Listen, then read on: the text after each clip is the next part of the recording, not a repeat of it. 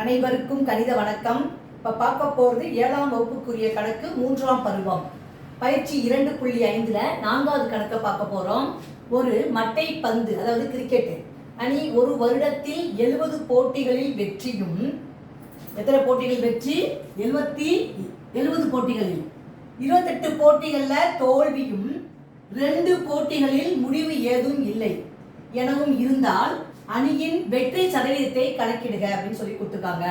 First வெற்றி எத்தனை போட்டிகள்னு பார்த்தீங்கன்னா 70 போட்டிகள். 70 போட்டிகள்ல வெற்றி. தோல்வி எத்தனை போட்டிகள்? 28 போட்டிகள். 28 போட்டிகள் தோல்வியாகவும், முடிவு எதுவுமே இல்லாத போட்டி எத்தனைனா 2 போட்டிகள்.